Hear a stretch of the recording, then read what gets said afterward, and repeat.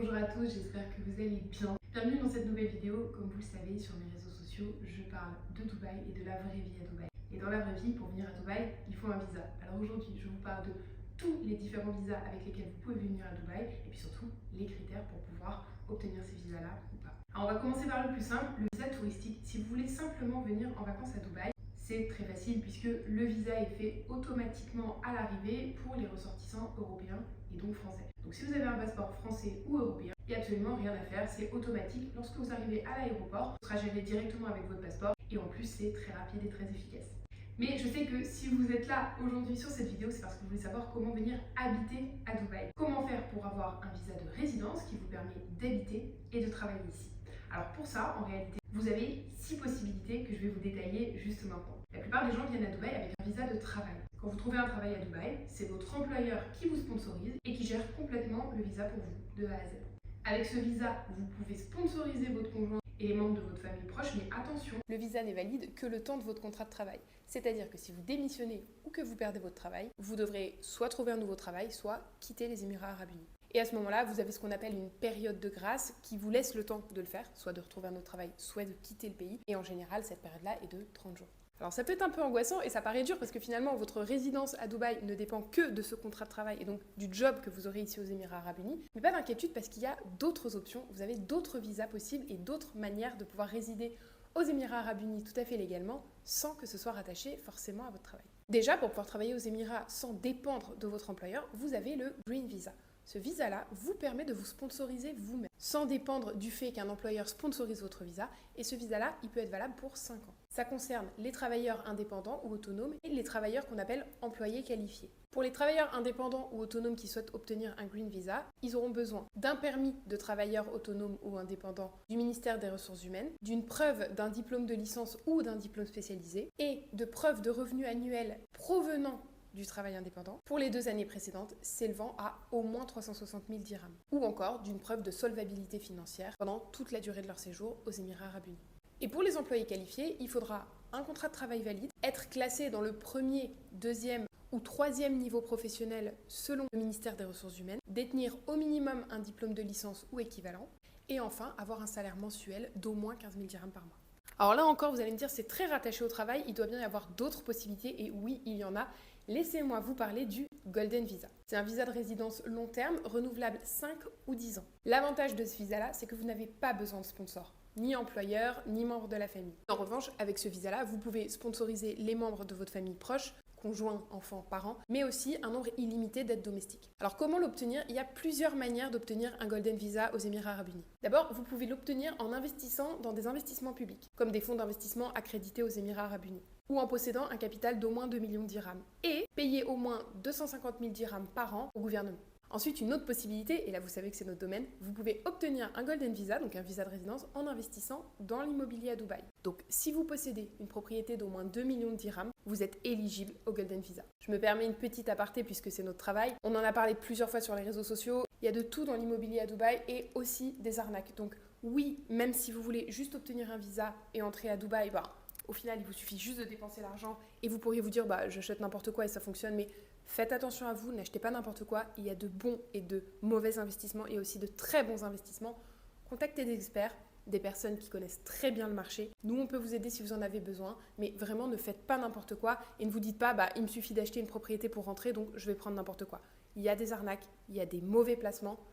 Faites attention à vous et faites confiance aux bonnes personnes à ce niveau-là. Pour obtenir un Golden Visa, vous pouvez aussi entreprendre en présentant un projet économique reconnu comme utile et innovant par le gouvernement et ayant une valeur d'au moins 500 000 dirhams. Et pour le Golden Visa, vous pouvez aussi entrer dans la catégorie de ce qu'ils appellent les talents spécialisés exceptionnels. En tout cas, c'est une traduction de la version anglaise. Ça va être ouvert à des professions comme les médecins, les scientifiques, les inventeurs, les cadres, les spécialistes dans certains domaines. Donc si vous faites partie de ces métiers-là et que vous remplissez certains critères, vous êtes aussi éligible au Golden Visa. Ensuite, les étudiants considérés comme exceptionnels peuvent aussi prétendre au Golden Visa et ils peuvent être éligibles en fonction de leur réalisation académique. Et enfin, ce qu'ils appellent les pionniers du travail humanitaire et les héros de première ligne, en tout cas c'est la traduction littérale qu'on pourrait faire en français. Donc par exemple, ça inclut les professionnels de santé ayant participé à la lutte contre la pandémie Covid-19. Toutes ces personnes-là peuvent aussi être éligibles à l'obtention du Golden Visa. De manière générale, en tout cas, toutes ces démarches-là sont très facilitées. À Dubaï, tout est automatisé, tout est digitalisé. Donc en général, vous avez des applis, des sites internet. C'est assez simple et rapide à obtenir. Même les informations sont assez faciles à obtenir, même si elles sont en anglais. Aujourd'hui, il y a énormément d'outils de traduction. Je vous mets le site officiel en description, comme ça vous n'avez qu'à cliquer et vous serez directement sur le site du gouvernement. Il existe aussi un visa étudiant aux Émirats Arabes Unis. Et les étudiants peuvent séjourner aux Émirats Arabes Unis sous la tutelle de leurs parents, s'ils sont résidents, ou sous la tutelle de l'université dans laquelle ils étudient. À ce moment-là, les universités et les établissements gèrent les démarches pour aider les étudiants à obtenir leur visa, etc. Ces visas étudiants sont des visas d'1 an, renouvelables chaque année, en fournissant évidemment une preuve de la poursuite des études. Et là, ça se complique un petit peu, accrochez-vous, mais il y a une petite subtilité. Les résidents expatriés peuvent parrainer leur fils jusqu'à l'âge de 25 ans. Donc, les étudiants masculins de plus de 25 ans peuvent rester sous la tutelle de leurs parents s'ils fournissent une preuve d'inscription dans un établissement d'enseignement supérieur pour une durée du coup minimale d'1 an. Alors que les résidents expatriés peuvent continuer de sponsoriser leurs filles pour des études, quel que soit leur âge. Et ça, jusqu'à ce qu'elles soient mariées. C'est pas si compliqué, mais au moment de l'expliquer, on a l'impression que c'est imbitable. Mais promis, en fait, c'est pas si compliqué. Avant-dernière solution, et c'est une bonne nouvelle si vous comptez passer vos vieux jours tranquillement au soleil, il y a aussi un visa retraité aux Émirats Arabes Unis. Les retraités peuvent demander un visa d'une durée de 5 ans renouvelable s'ils remplissent les différents critères nécessaires. Pour être éligible à ce visa, il faut soit avoir travaillé aux Émirats Arabes Unis pendant au moins 15 ans, soit avoir l'âge de 55 ans ou plus au moment de la retraite. Et en plus, il faut soit posséder un ou des biens immobiliers d'une valeur de 1 million de dirhams ou plus, et avoir des économies financières d'au moins 1 million de dirhams, ou avoir un revenu mensuel d'au moins 20 000 dirhams par mois, à savoir que ça c'est pour les Émirats Arabes Unis, mais à Dubaï c'est seulement 15 000 dirhams par mois. Et enfin, sachez qu'il y a la possibilité de sponsoriser un membre de sa famille proche pour le visa de résidence à Dubaï. C'est-à-dire que si vous avez déjà l'un de ces visas-là, il est tout à fait possible de faire venir un conjoint, des enfants ou des parents. Alors, comment faire venir un membre de sa famille aux Émirats Arabes Unis ? Pour sponsoriser un membre de sa famille, il faut évidemment avoir un visa de séjour valide, mais aussi avoir soit un salaire de 4 000 dirhams minimum, soit un salaire de 3 000 dirhams plus un logement. Et notez que tous les membres de la famille sponsorisée de plus de 18 ans doivent passer un test médical dans des centres de santé accrédités par le gouvernement. Donc de mémoire, il me semble que c'est simplement une liste de questions, une radio du thorax et une prise de sang. Mais sachez que les personnes considérées comme médicalement inaptes ne se verront pas accorder de visa de résidence. Donc la personne qui choisit de sponsoriser un membre de sa famille a 60 jours pour le faire après l'arrivée du membre de la famille sur le territoire. Et pour finir, au niveau des changements, parce qu'il y a des choses qui ont évolué au niveau de la sponsorisation des membres de la famille, le type de profession n'est plus une condition pour que le travailleur puisse faire venir les membres de sa famille. Donc avant, il y avait des professions qui pouvaient faire venir des gens et d'autres pas. Ça, c'est plus le cas. Et enfin, au niveau de la santé, il y a une petite évolution aussi. Les résidents détectés avec une tuberculose dormante ou inactive seront considérés comme médicalement aptes et se verront accorder un certificat spécial pour la résidence d'une durée d'1 an et sous réserve d'un traitement et d'un suivi par l'autorité sanitaire compétente. Voilà, j'espère que cette vidéo vous aura aidé à savoir comment vous pouvez venir vivre, étudier, travailler à Dubaï.